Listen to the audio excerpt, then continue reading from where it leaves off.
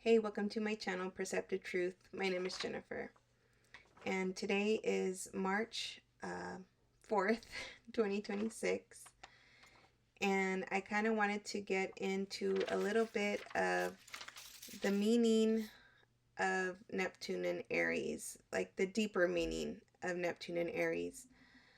I kind of feel like right now we have, like, astrologers in general and me as well have kind of just been talking about the transit itself, kind of what it could mean and how it can affect us. Um, but I wanted to dig just a little bit deeper on what Neptune really means and how how the energy of Neptune um, affects us in a way.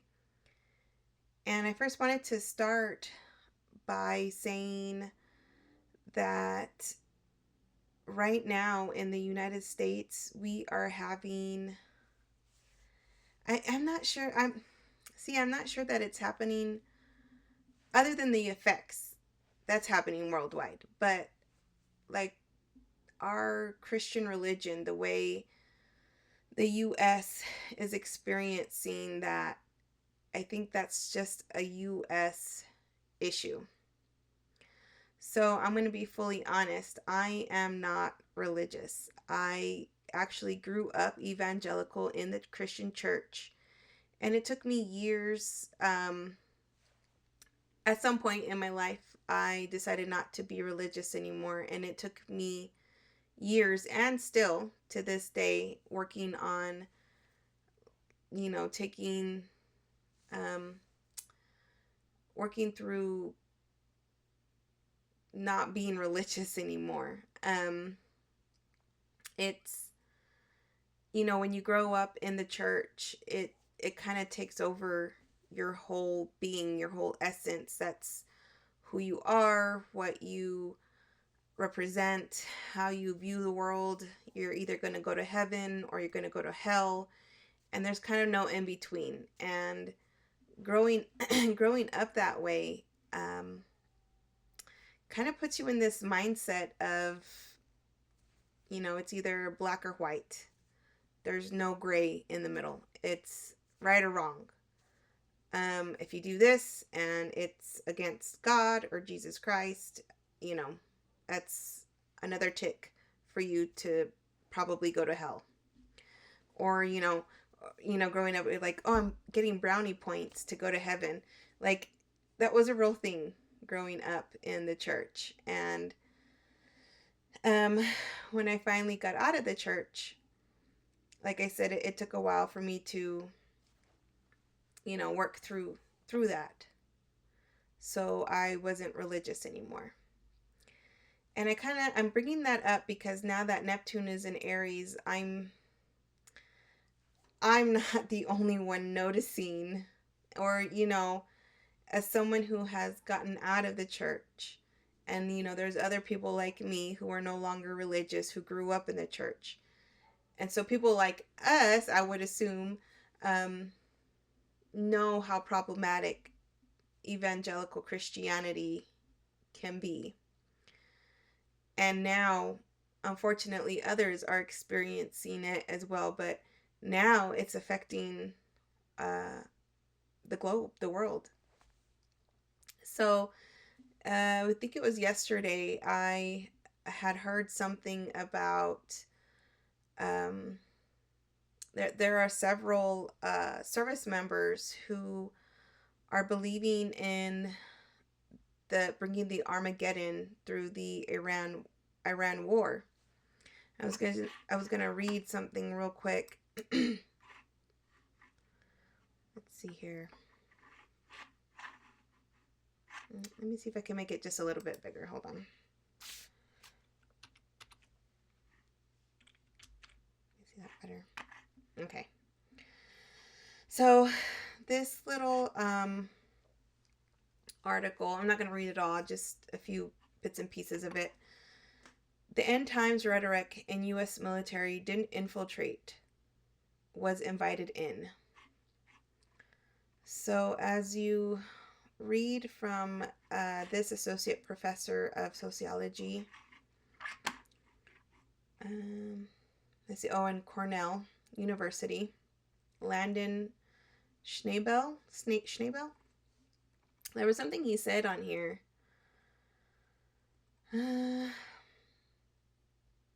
Okay, so he just kind of goes into a little bit. Tens of millions of Americans, evangelicals, hold some version of dispensational premillennialism, the belief that conflict in the Middle East will trigger Christ's return. This is a well-documented strand of American religion, not a fringe view. Individuals have a right to their beliefs, but there's a difference between believing this in your heart or hearing it at a church you choose to attend versus hearing it from your commanding officer at a combat readiness briefing. And so this next paragraph is really what I wanted to speak to about. It says, over 110 service members across every branch and more than 30 installations have reported commanders framing the Iran war as fulfillment of biblical prophecy. The pattern is consistent with what we've seen at the top of the Defense Department. Prayer services at the Pentagon, affiliation with pastors who advocate Christian theocracy, a Bible study that preaches divine obligation to support Israel, and end-times theology didn't infiltrate the military, it was invited in. Okay, so that's the first thing I wanted to kind of discuss. Sorry, I have my notes right here, so I try not to get off topic. It's kind of interesting that we're seeing this right now, and I say that because, Neptune Neptune represents like spirituality, faith-based spirituality. And like if you have faith-based spirituality, that can represent like religions, except for like Neptune is just a little bit more different in that, like, I would say probably Jupiter would represent more religion, but the fact that Neptune entered Aries, and having like this spiritual belief, well, okay, let me rephrase that, religious belief that this war that we entered will bring in Armageddon or the second coming of Jesus. So I was kind of researching a little bit because the last time Neptune was in Aries was in the 1860s to about, let's see, it was in 1861 to 1875, and that was the Civil War era or Civil War time during the United States. And I actually, as I was researching it, just to kind of see what was going on around that time, I discovered this that I thought you might find interesting.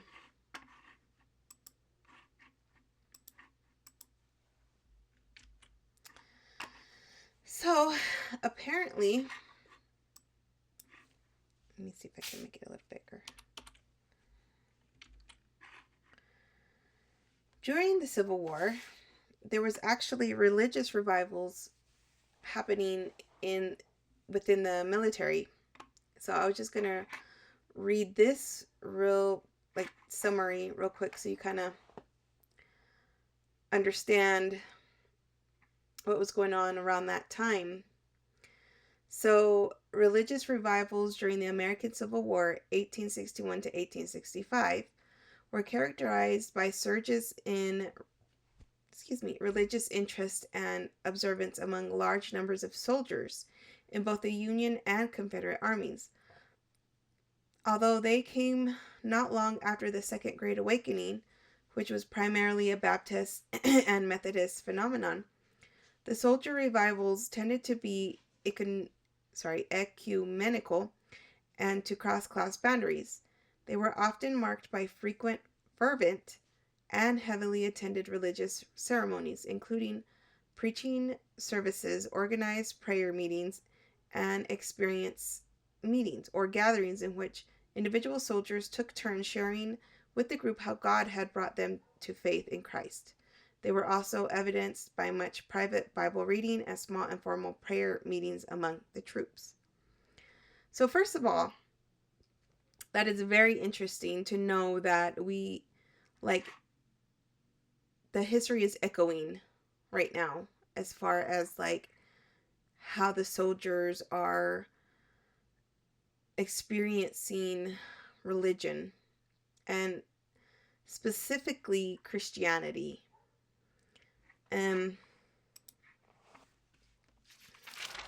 So during that time, obviously they were losing a lot of people. It was a civil war, and these soldiers were trying to find meaning in what they were doing, and that's probably a big precursor to what was making them go to these revivals, to believe in God and Christ, baptism, the denomination of Baptist churches and Methodist churches and whatnot. But there was also actually, I had mentioned it in a previous video, but there was actually around the same time of the Civil War, there was a rise in what we called spiritualism.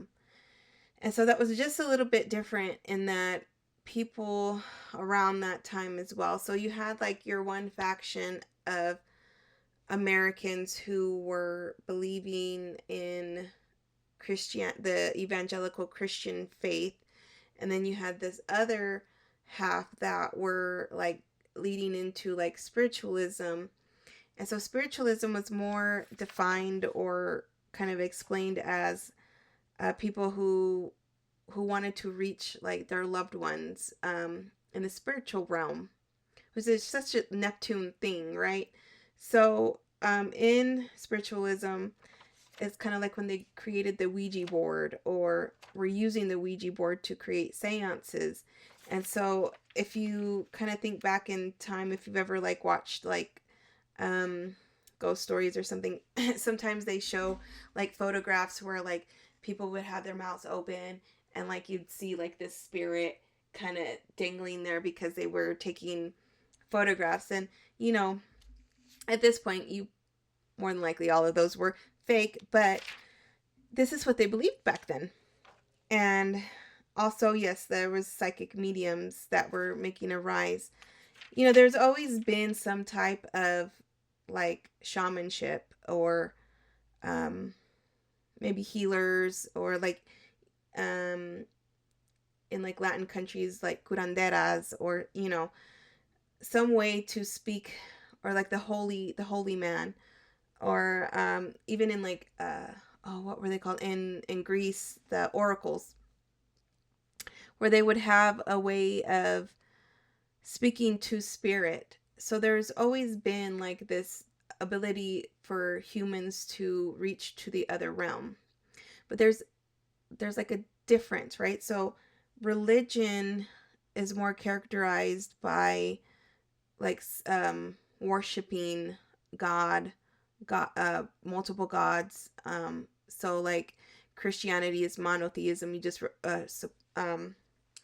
you worship one God, but through God there's three parts: God, the Spirit, the Holy Spirit, and the Son, which is Jesus. Whereas and in spirituality, you are more trying to reach a different realm, to the spiritual world. And so back then compared to now, we were of two camps, like I said. One camp that was going straight into the rise of religion as far as Christianity, and then also the other half, which was spiritualism, where they psychic mediums and whatnot, trying to reach to the other realm, trying to speak to dead ones, or stuff like that. So one thing I also wanted to mention was I kind of want to go a little deeper. Yeah, we all know right now, if you follow astrology, that Neptune entered Aries already. And, what does it mean? What we know, like in US history, usually well, not usually, but the last time Neptune was in Aries is when we had the Civil War. So we may not be in a hot civil war right now, but we are definitely in, I would say, a cold civil war. Like we are deeply, deeply divided here in the States. But I kind of wanted to go even deeper than that. And so what does Neptune really mean? It's like having faith. Knowing that there is something more out there. Neptune can blur the boundaries of what's real and what's not. It's illusionary. But another aspect of Neptune is that there can be religious delusion. And I feel like that's kind of where, like, Neptune and Aries did not bring this. This has, I was just reading to you the Civil War, and there was revival soldiers back then who were joining these fervent religious meetings and gatherings. And now it seems like it's happening again, just in a different way. But it has infiltrated our government. And, in our Constitution, there is supposed to be a separation of church and state. Well, right now, that's kind of not a thing. Neptune is blurring those boundaries. And the thing about blurring those boundaries is that these people who follow Christian evangelicalism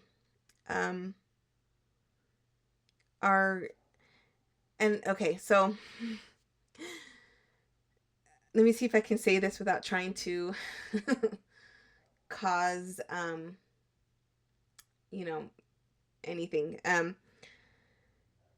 Within these types of religions, and I'm not saying all Christians, of course not. Like, we just witnessed Tallarico win in Texas, and he says he's a Christian, but he also has a message of progressive. He has that progressive democratic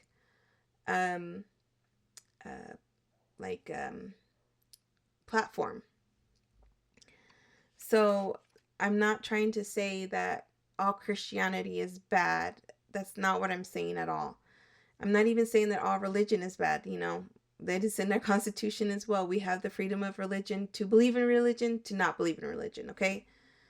But whenever your religion, especially evangelicalism or Christian nationalism that we're experiencing here in the U.S., it is kind of causing this religious delusion. And whenever you are in that frame of mind, you are easily manipulated. And that's kind of what I'm seeing right now and have witnessed in the past when I was actually in the church. And now that Neptune has entered Aries, it's kind of like, Neptune, spirituality, possibly religion, but the delusion of religion. It's illusion, blurring of boundaries. But now that it's in Aries, what is Aries asking? Mixed together with Neptune. Neptune in Aries is saying,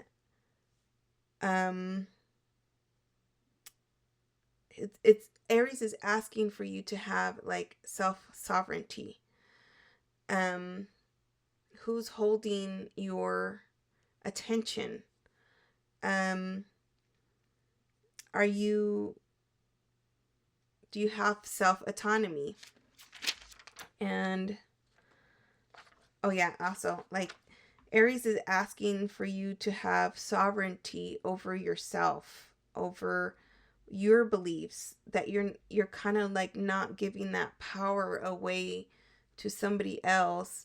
So like, I know like Pluto is in the realm of giving power away, or who has the power, but Aries is a very strong, fiery cardinal sign. So whenever it comes to Aries, because he's the first sign of the zodiac, he is an individual.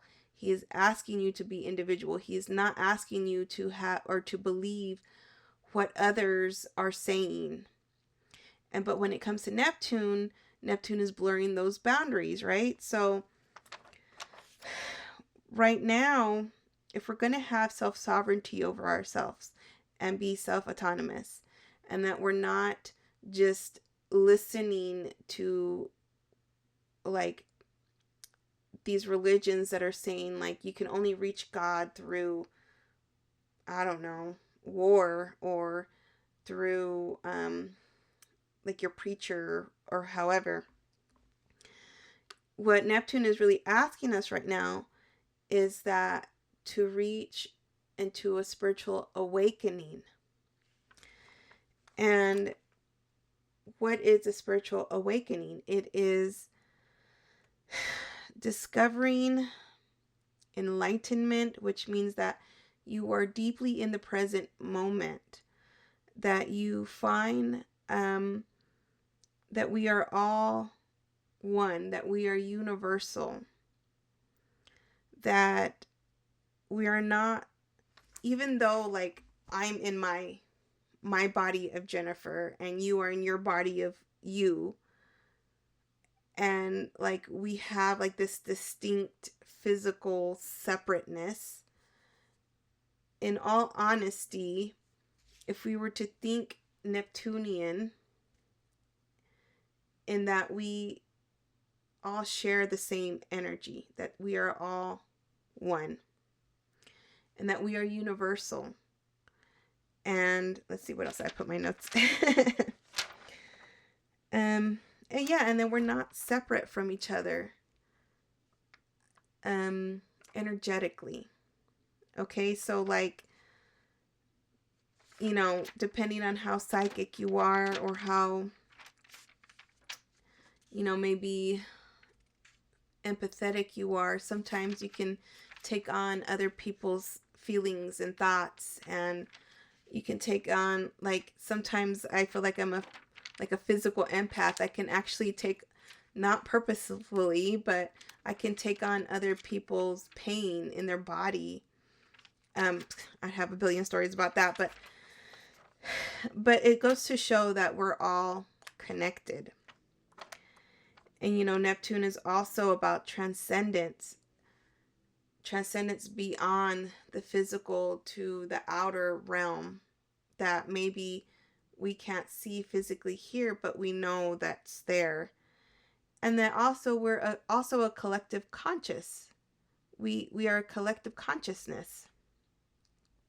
And what is Neptune like? How does Neptune ask that? You know, it's telling you to tap into your inner wisdom. Okay, so like Aries is you, individual, Neptune, wisdom. So you need to tap into your own wisdom. You can't just always follow what somebody else tells you. And I think that's really what Neptune and Aries is really trying to tell us right now. And so also, like I was mentioning earlier, like the evangelical Christianity, or the Christian nationalism that we're experiencing here in the U.S., like it's trying to find, these people are trying to find faith, and they're trying to find, you know, Christ. They believe in Jesus Christ. But they're actually like just bulldozing over the thought of Christ consciousness. And, you know, Christ consciousness is unity consciousness. It means that we're all one. It does not mean that, you know, fighting this war or whatever is going to help you achieve heaven on earth. Heaven on earth is inside of you. So that's kind of really what I wanted to talk about today. It was just what do what I can't talk. What Mercury retrograde. Sorry. Neptune and Aries, it's teaching us that we're all one. We're individual. We carry the Christ consciousness. It's not separate from us. It's not going to bring the second coming of Jesus.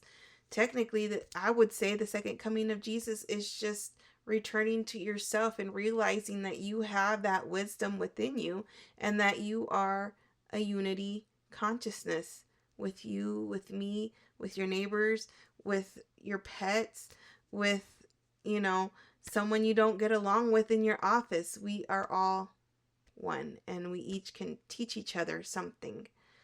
And so that's kind of just what I wanted to dive deeper in today.